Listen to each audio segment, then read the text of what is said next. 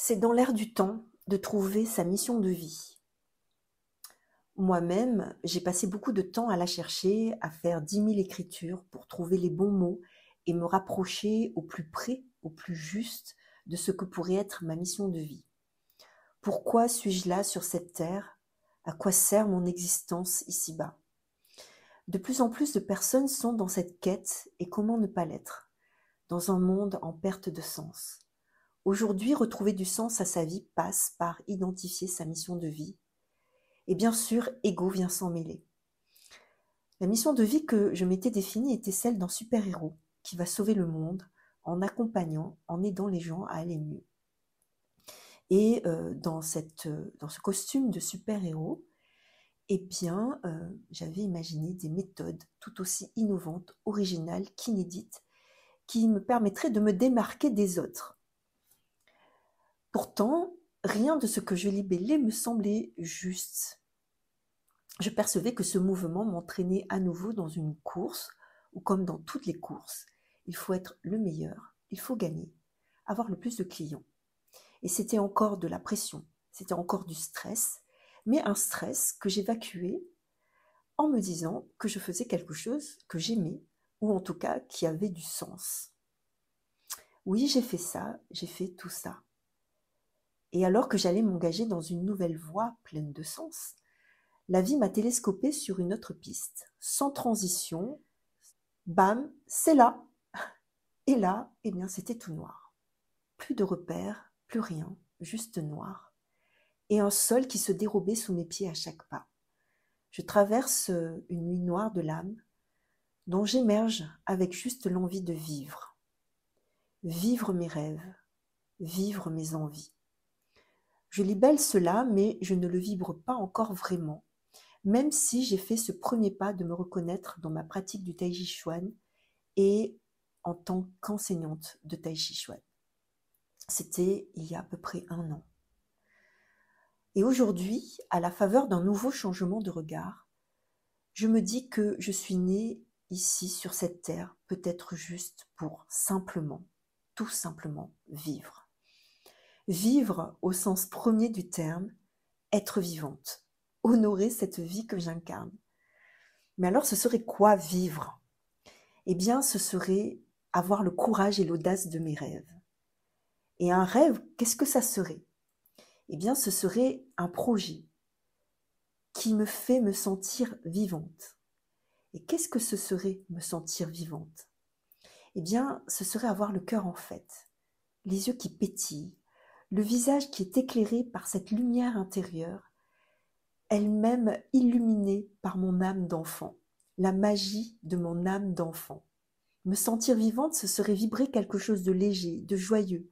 Ce serait oser mes envies et me sentir en vie.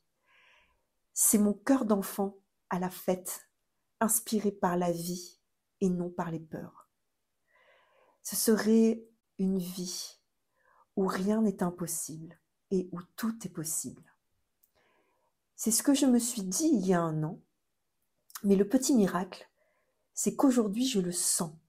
Au-delà des mots, d'une compréhension intellectuelle, cela vibre en moi de plus en plus fort.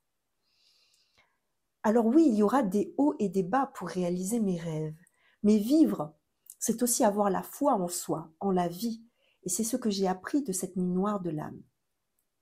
Avoir confiance en soi et en la vie, car c'est en traversant l'ombre que la lumière apparaît et trace le chemin. On ne peut pas voir de lumière quand tout est lumineux, on ne peut pas voir les étoiles quand il fait jour. C'est parce que je marche en bas que le haut m'appelle, et c'est parce que je marche en haut que le bas m'appelle. Et ici, il ne s'agit pas du bas et du haut comme le mental le perçoit. Il s'agit bien de 2 composantes du mouvement qui entretiennent sa dynamique comme inspiration et expiration, comme étirement et relâchement. C'est le mouvement de la vie qui permet de se transformer, grandir, s'élever. Il y a un mouvement dans le Qigong qui permet de ressentir cela dans son corps. C'est un mouvement qui est très simple à faire. Lorsqu'on rentre dans la pratique, on salue, et lorsqu'on sort de la pratique, on finit, on ferme, on dit. Donc il s'agit simplement de se tenir debout. Et là, c'est d'imaginer que de la brume monte de la terre. Et cette brume, au fur et à mesure qu'elle monte, et donc quand on la sent monter à l'intérieur de son corps depuis les pieds et aussi à l'extérieur, vraiment le voir, cette brume monte et au fur et à mesure qu'elle monte, elle se charge en eau et en lumière au fur et à mesure qu'elle monte et rejoint le ciel. Cette brume forme un nuage qui est dense et chargé d'eau et de lumière. Il va pleuvoir de la pluie, à la fois d'eau et de lumière, qui va vous traverser de haut en bas et qui va vous nettoyer et se charger. Tout cela revient à la terre et dans l'ombre de la terre va assainir à nouveau cette eau qui va se retransformer en brume. Mais ce qui est très intéressant à ressentir, c'est lorsque vous allez ressentir que tout revient dans la terre, vous sentez que ça s'enfonce, ça s'enfonce, ça s'enfonce. Et à un moment donné, il y a quelque chose qui se passe, c'est qu'alors que vous êtes au fond, au fond, au fond, eh bien, quelque chose va en même temps se réveiller pour vous refaire sortir de terre, en fait. Ça renaît de la terre. Et c'est quelque chose à ressentir qui est juste incroyable. Il y a cette phrase que je lisais il n'y a pas très longtemps et qui est si juste. On ne devient pas lumineux en regardant la lumière, mais en traversant les ténèbres. Alors oui, certains diront jolis mots, facile à dire. Oui, ce sont des jolis mots et c'est facile à dire jusqu'au jour où, pour ma part, j'ai vu que l'ombre ne sert pas à aller mal. L'ombre sert à aller vers aller mieux. Ce que je veux dire par là, c'est que l'ombre sert à pouvoir être plus sensible à la lumière. Et on le voit bien, lorsqu'on est dans le noir, nos yeux sont beaucoup plus sensibles euh, au signal lumineux. Vous pouvez détecter une lumière la plus faible possible, mais vous pouvez la détecter parce que vous êtes dans l'ombre. Et c'est ça qui est intéressant. Et c'est là, en fait, que se trace quelque chose. On devient, dans l'ombre, on devient hypersensible à la lumière. Et lorsque on est en haut, eh bien, quand je dis qu'il y a quelque chose qui vous tire vers le bas, en fait, c'est simplement qu'on est plus sensible à l'ombre. C'est comme lorsqu'on est en plein cagnard et qu'il fait très chaud, eh bien, on est très sensible à la fraîcheur et à l'ombre, tout simplement. Eh bien, c'est la même chose.